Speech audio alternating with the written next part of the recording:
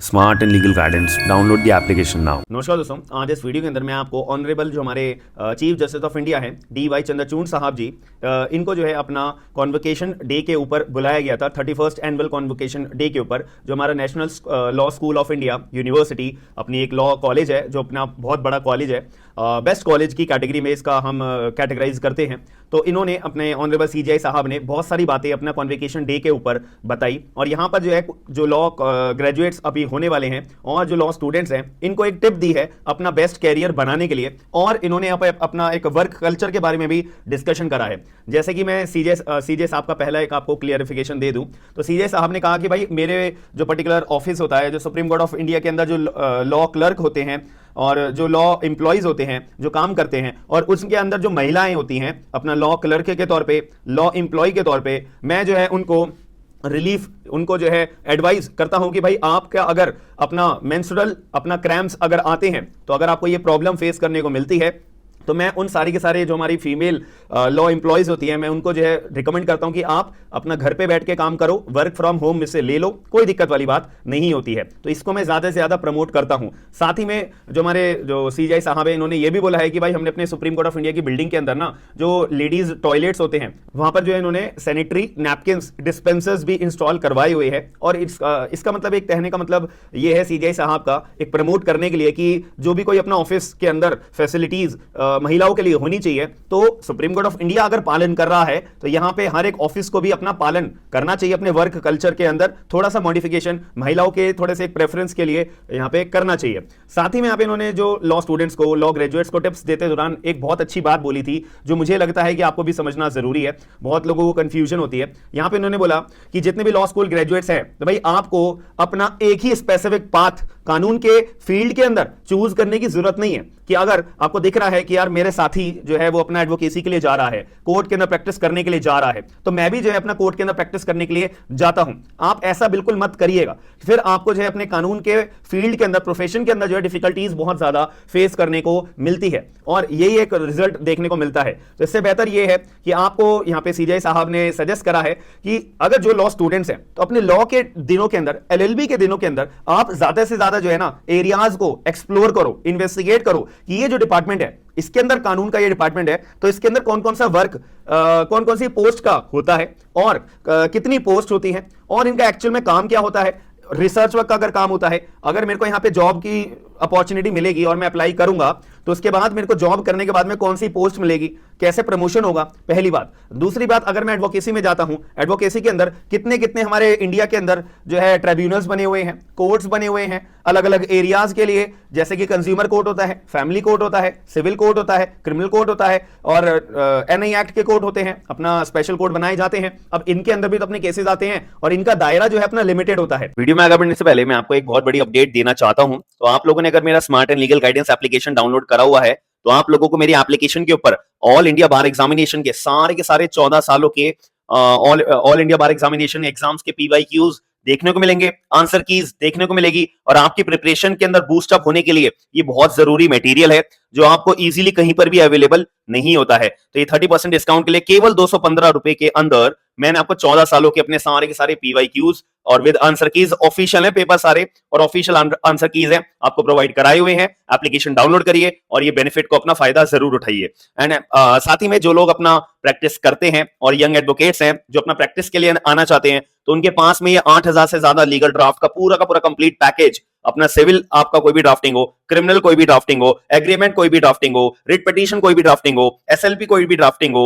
हिंदी के अगर ड्राफ्ट चाहिए, इंग्लिश में तो सारे के सारे अवेलेबल हैं, हिंदी के अंदर भी सारे अवेलेबल हैं। तो अगर आपको चाहिए तो ये आपके लिए बहुत बढ़िया ऑफर है। 30% डिस्काउंट के अंदर आप ये सारे के सारे लीगल ड्राफ्ट अपना अवेल कर सकते हो। बस याद रखना, smart and legal guidance application आपको डाउनलोड करना है। और अब जो लोग जुडिशरी की अपनी तैयारी कर रहे हैं और जिनको लगता है यार मेरा ना एविडेंस एक्ट बहुत ज्यादा वीक है, और तो मेरे को कोई बैच मिल जाए अफोर्डेबल प्राइस के अंदर, जिसमें मेरे को कंप्लीट मेरे को सब्जेक्ट देखने को मिलेगा, लाइव एंड रिकॉर्डेड क्लासेस देखने को मिलेंगी, अब जो नए चेंजेस आ रहे हैं उसके बारे में मेरे को बहुत अच्छी खासी नॉलेज मिल जाए, मेरे टेस्ट भी लिया करे, मेंस के भी टेस्ट हो, मेंस के अंदर मेरे को नोट्स भी प्रोवाइड कराए जाए, क्वेश्चन आंसर की फॉर्म में भी नोट्स प्रोवाइड कराए जाए, कंप्लीट थिंग मैं आपको प्रोवाइड करा रहा हूं। 30% डिस्काउंट आपको देखने को मिलेगा, लिमिटेड टाइम पीरियड का है। तो जितने भी लोगों को लगता है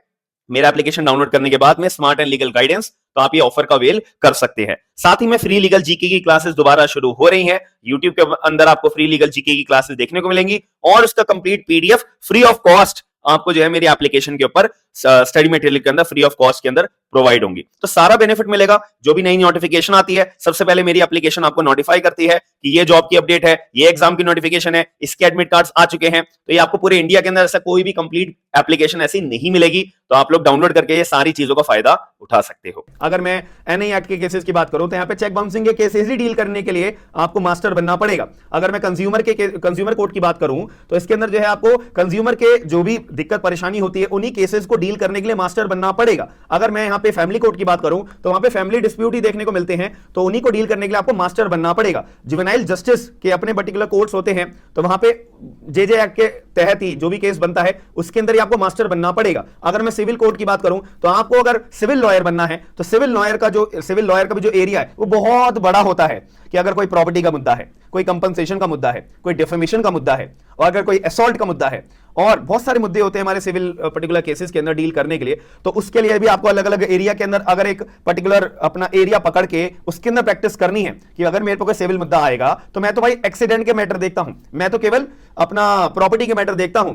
ये XYZ, आपको वही एरिया पकड़ के आप अपना कैरियर बनाने के बारे में सोचोगे तो आपके लिए बहुत बेस्ट रहेगा। बट उससे पहले आपको पहले एक्सप्लोर करना पड़ेगा कि मेरे पास और कौन कौन से एरियाज अवेलेबल हैं। अपने आप को एक्सप्लोर करने के लिए इन्वेस्टिगेट करना पड़ेगा। उसके बाद आप जब अपना प्रोफेशन में उतरोगे तो आपके दिमाग में क्लैरिटी रहेगी कि ये एरियाज हैं, केवल मेरे पास कोर्ट के अंदर जाके वकालत करने का केवल अपॉर्चुनिटी मेरे पास नहीं है, और भी बहुत सारे एरियाज हैं। इसके अलावा भी तो मैंने एग्जाम्स की बात भी नहीं करी है। एग्जाम्स के अगर आप तैयारी करते हो तो उसका एरिया अपना अलग है कि एग्जाम के अंदर आपको प्रैक्टिकल नॉलेज की जो जरूरत होती है बिल्कुल भी रिक्वायरमेंट नहीं है। आप बिल्कुल फ्रेशर क्यों ना हो, एग्जाम्स की तैयारी करो, सब्जेक्ट स्ट्रांग है, कंसेप्ट स्ट्रांग है, पीवाईक्यू का आपको अच्छी खासी नॉलेज है, आंसर राइटिंग के अंदर आपने अपना हाथ बैठा रखा है, इंग्लिश अच्छे से आती है, लिखनी पढ़नी बोलनी, हिंदी लिखनी पढ़नी बोलनी आती है, आप बढ़िया स्कोर करोगे और एक बार अपने एग्जाम दिया, अटेम्प्ट अच्छा गया है, एग्जाम क्रैक होता है, देन आपकी अपनी जॉब लग जाएगी, गवर्नमेंट पोस्ट लग जाएगी, उसका अपना वर्क कल्चर अलग है। तो यहां पर बहुत सारे एरियाज है अपने काम करने के लिए। एक लॉ एक इकलौती ऐसी फील्ड है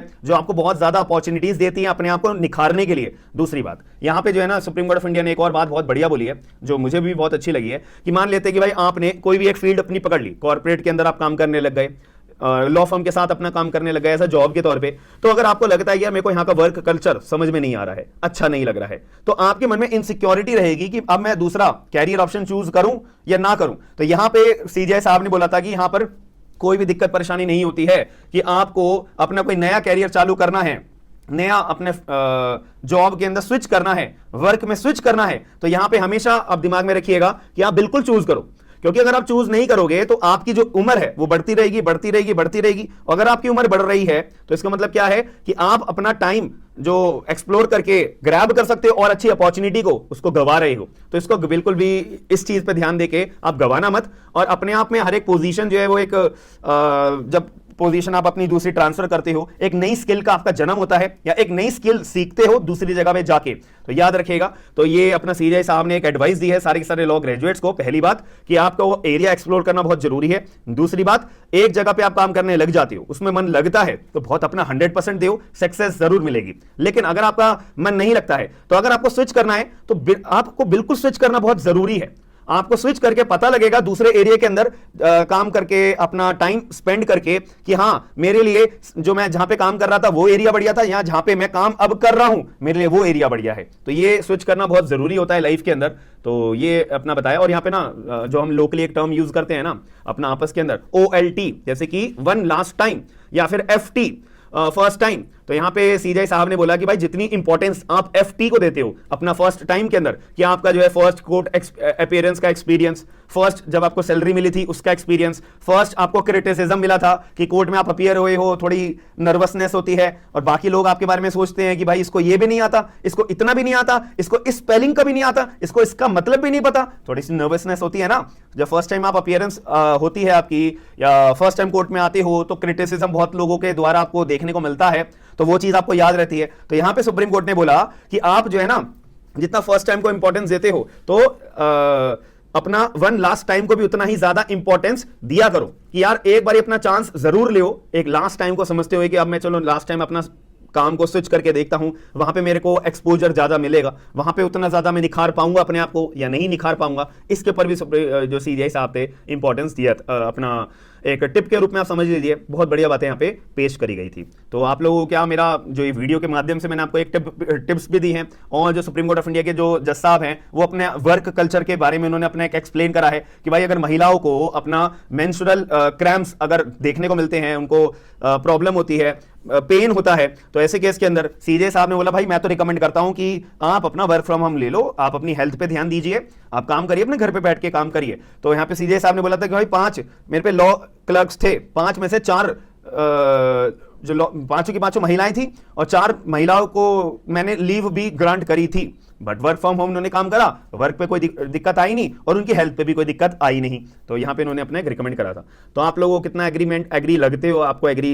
लगती है इन चीज़ों के बारे में और इन टिप्स के बारे में, तो मुझे कमेंट बॉक्स के अंदर जरूर बताइएगा। और आप लोग भी कहीं ना कहीं कंफ्यूजन में फंसे हुए हो अपने कैरियर के रिगार्डिंग, ये भी चीज़ मुझे कमेंट बॉक्स के अंदर बताइएगा। और आप लोगों ने क्या क्या एरियाज अपने एक्सप्लोर करके रखे हुए हैं, आपको दिमाग में है, तो प्लीज कमेंट बॉक्स के अंदर जरूर बताइएगा कि जो बच्चा कमेंट भी पढ़ेगा ना, तो उसका एरिया के अंदर भी डेवलपमेंट आएगा एरियाज के रिगार्डिंग, याद रखिएगा। हम मिलते हैं नेक्स्ट वीडियो के अंदर। थैंक यू, धन्यवाद।